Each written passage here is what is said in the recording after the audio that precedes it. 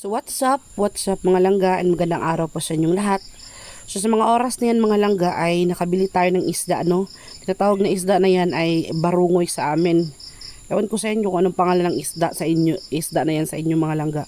Pero ang request ni Insik ay gusto rin yung kumain ng prito, kaya pinirito ko siya mga langga lahat na 1 kilo para kapag may sobra ay isasabaw natin siya mamaya mga langga.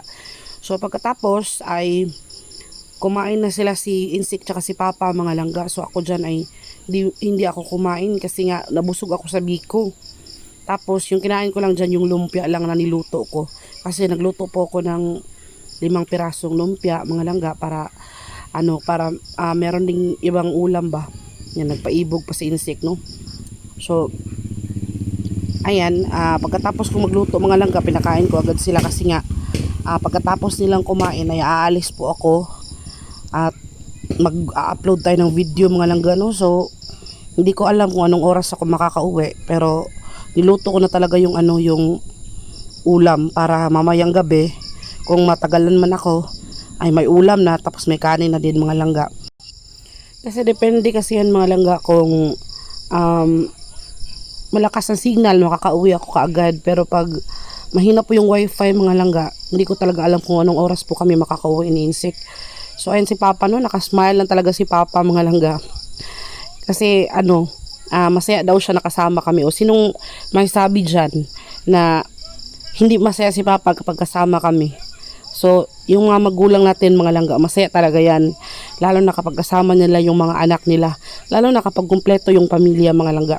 Sino ba namang magulang ang hindi masaya kung kumpleto yung mga anak niya sa hapagkainan, sa bahay, di ba? Mga ganun ba?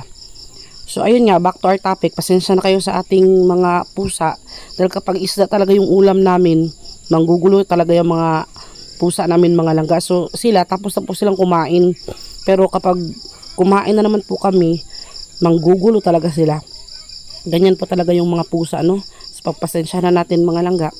So ako dyan, tamang panood lang ako nila Papa kasi nagre-ready na din ako mga langga dahil maya maya aalis na tayo at mag-upload tayo ng video, no? So hello mga langga, batiag na nga to Good day po sa inyong lahat. Dito na naman po ako sa payag-payag na wifi. Diyan po ako nakakonect mga langga. Diyan, nandito po ako malapit sa school. Eskwelahan dito sa Agsuwaw. Mabuti na lang mga langga, walang ibang tao dito sa payag. Ako lang mag-isa. Ayan, maliit na kubo-kubo lang to mga langga, pero minsan marami kami dito, minsan ako lang din mag-isa. So nag-upload tayo, no. Medyo malayo to sa amin mga langga. Kailangan pa siyang imotor para makaabot dito. Minsan dito ako aabutan ng hating gabi dito sa payag-payag na to mga langga. Pakita ko sa inyong lugar ha. So ito yung payag-payag mga langga, oh. Yan yung wifi. Dito ako nakakonect. Piso wifi mga langga. Ayan dito. May mga bahay naman dito mga langga. Yan, simbahan niya ng Jehovah's Witness. Tapos meron ditong kalabungan, yung parang kakahuyan mga langga. Tapos dyan dapit yung school. Doon banda. Tapos may bahay dyan mga langga. Minsan walang tao, minsan meron naman. Kapag may tao mga langga, masaya ako kasi hindi masyadong mingaw. Pero kapag wala talaga, ako lang. So yan. Ito yung tingin ko sa inyo. Okay. So dyan sa kubo na yan, diyan ako tumatambay. Mainit nga ngayon dito mga langga. Doon banda yung school. Doon. Tapos dito yung health center ng Agsuwaw. Sarado yun lagi. Minsan may tao, minsan wala.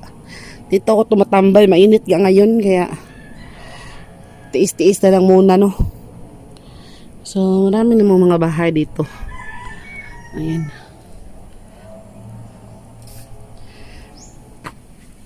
So dito ako nakakonect mga langga. Diyan ako nakakonect sa wifi na yan. So ayun, ako lang mag-isa dito ngayon mga langga kasi si Insik bumalik dun sa amin kasi may gagawin pa daw siya. Importante kaya ako muna yung nag-upload dito. So minsan hindi ako magpapaiwan ng gabi dito mga langga kay kuan man good ka nang nakakatakot ba. Kaya yun. Ngayon naman araw naman. So hindi masyadong nakakatakot. Nagbaon lang ako mga langga. Di ba napakita ko na sa inyo yung yung mangga, yung binili ni Insik na isang pirasong mangga. Binaon ko siya. Ayan o. Di ba? Nano ko siya mga langga. Kanang ginayat ko siya, nilagyan ko siya ng patis na may asukal. Kaya kain tayo. Mangga.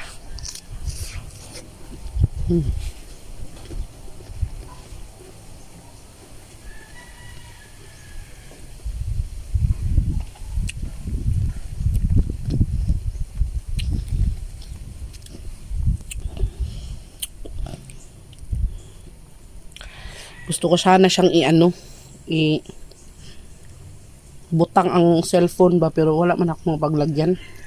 Bitbitin na lang natin eh.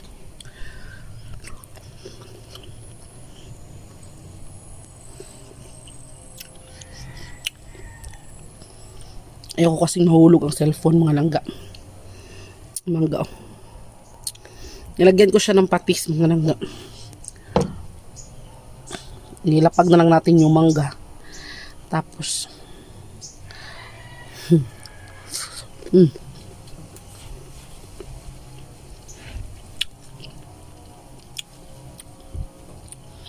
para hindi masyadong nakaka-bored ba.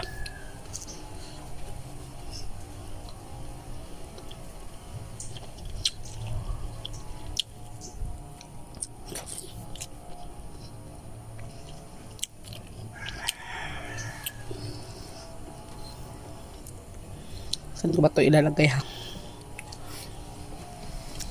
Siguro dito.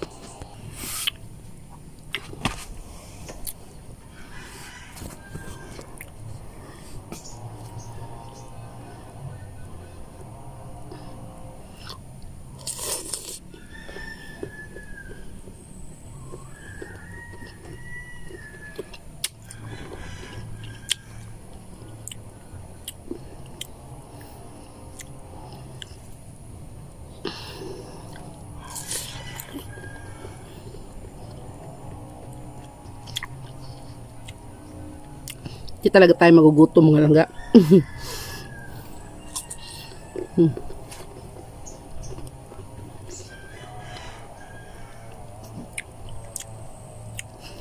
Hiniwa-hiwa ko na lang ito dun sa amin mga langga. Tapos nilagyan ko ng patis tsaka konting brown sugar. Yeah. Binaon ko para meron tayong baon ba.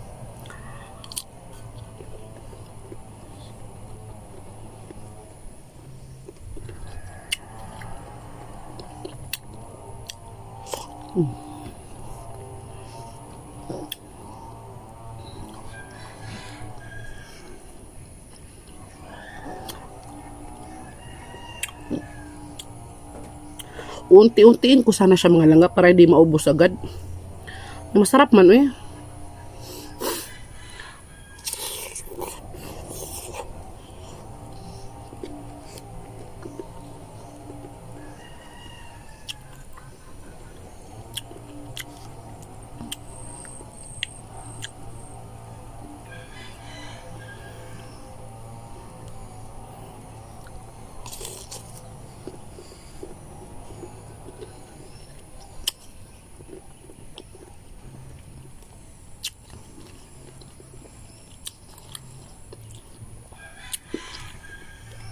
Saktong-sakto yung asim.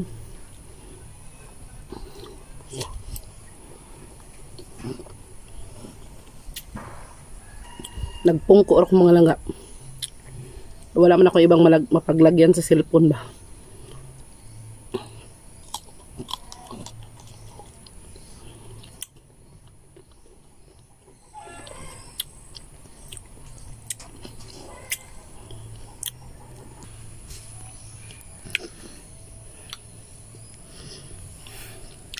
Tumayo ako dun sa pagkakapungko ko mga langga kay may dumaan man na tao ba.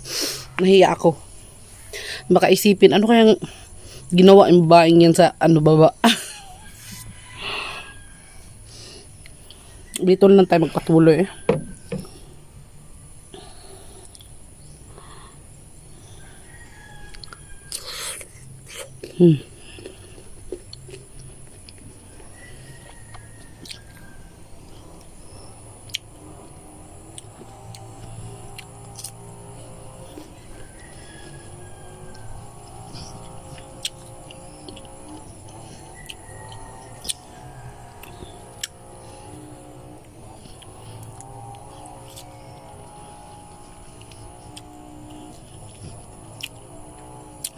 Si Insik naman mga langga, hindi siya mahilig sa maasim.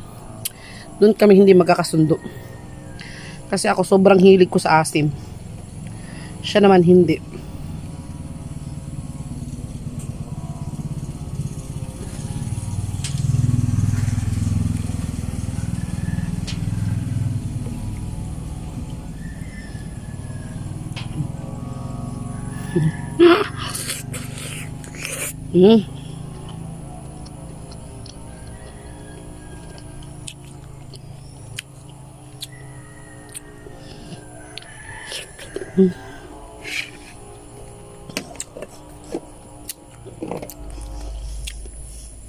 Tama na muna mga langga kay medyo mataas pa yung oras no. Baka maubos natin ba.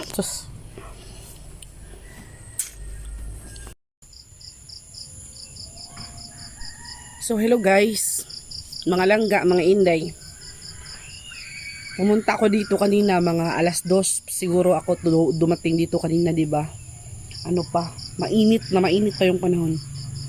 Pero ngayon mga langga, alas 6 na, halos alas 6 na, 5:43 na ng hapon. So naabutan tayo dito ng medyo madilim-dilim na mga langga. Hindi pa rin tapos yung upload ko. Dahil sobrang hina po ng wifi dito mga langga. Kaya tiis-tiis muna. Tapos mga ganitong oras kasi mga langga, lumalabas na yung mga lamok. Kaya heto, nag-ready na tayo ng katol, no? Bumili ako ng katol sa tindahan. Tapos, si Insik pumunta dito kanina, naghatid siya ng tubig. Eto, merong yellow. Tapos, shout out pala kay Tita Josephine. Thank you so much sa tumbler. So, siya po yung nagbigay dito mga langga. So, tapos iniwan niya na naman ako ulit mga langga. Problema kasi nga meron daw siyang ihahatid sa bayan. So kakaalis lang niya. Siguro makakabalik yun mga 7 siguro or 8. So medyo gabi na no. Kasi malayo nga yung bayan mga langga. Natatakot pa naman ako dito mag-isa mga langga. Okay. Medyo sa harapan ba may kuan ka ng may mga kakahuyan. Pero okay lang, maliwanag naman dito mga langga. O yan o. Nag-on na ako ng light. Meron namang light dito. So, nag-wish ako na sana may mag-wifi. Kanina may kasama ako, mga students. Kasi kapag pagkatapos ng klase, merong nag-wifi dito, naglaro ng ML. Pero ngayon, wala na, ako na lang mag-isa. So, maabutan tayo dito ng gabi, panigurado.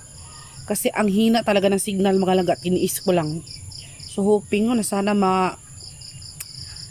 ang ating signal ay makabalik na yung wifi natin. Kasi wala naman kaming magagawa kung mahina talagang signal. Kasi hindi naman amin to, hindi namin pwede i-reset. Baka magalit yung may-ari kung i-restart natin. So wala tayong magagawa kundi magtiis. Abutan tayo dito ng gabi mga langga. So okay lang, importante no, maka-upload tayo, maka-update tayo sa inyo at sana wag kayong magsawang manood mga langga kasi ano naman paid off naman tong ating mga pagsisikap no. So napakasimple ng ating content pero